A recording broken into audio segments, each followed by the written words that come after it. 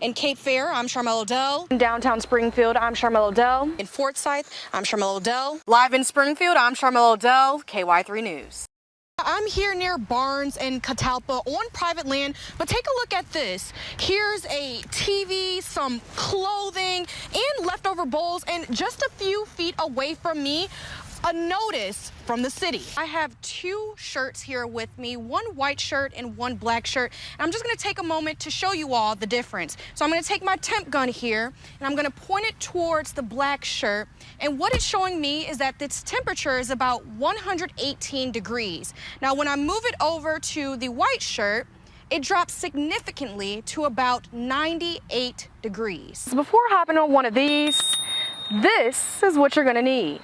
What used to be at least a 4 to 5 foot opening in this bridge has now turned into this massive hole, nearly washing out the entire roadway.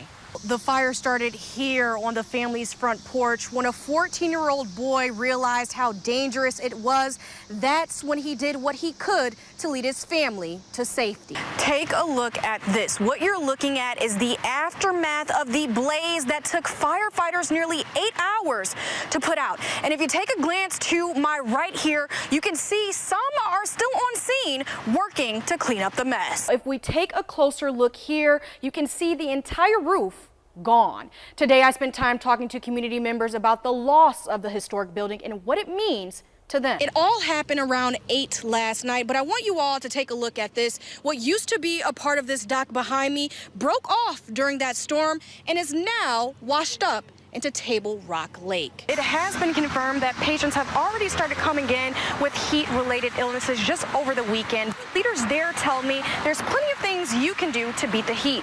All it takes is something like this. As the word spread, many came to the department to share their condolences, turning what used to be just these 4 bouquets of flowers lying on top of an Osage Beach patrol car into this.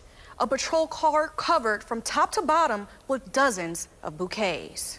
Alyssa Huffman and Ashley Phillips are two of the people who provided care to that woman. They tell me they stood about 20 feet away at the time of the attack, and it took a team effort to save the life. It could not have been a more divinely intervened team. A vacation turned into a case of at the right place, at the right time for two sisters. A team of medical professionals took a vacation to Watersound Beach in Florida, and those pros sprang into action after a shark attack, seriously injuring a woman. People started screaming shark, and we're running, and she says, I think somebody's hurt. And so we run out of the water. At the time of the attack, sisters Ashley Phillips and Alyssa Huffman stood just feet away. The two split into teams to rescue the 45-year-old woman. She takes over on the right side. We noticed that she had no hand. Everything was gone below the elbow.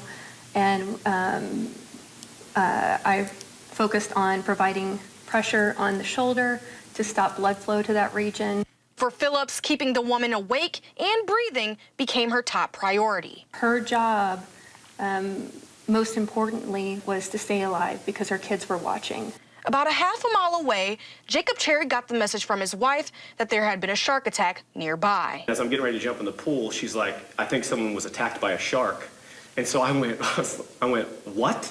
And so I just took off sprinting. With not many nearby resources, the 3 caregivers struggled to save a life. We didn't have a real tourniquet, we had a towel. But the towel, you really need something that's thinner to kind of, because they're pretty bulky, so you don't know if it's going to work. So the problem was there is no beachhead to get to us.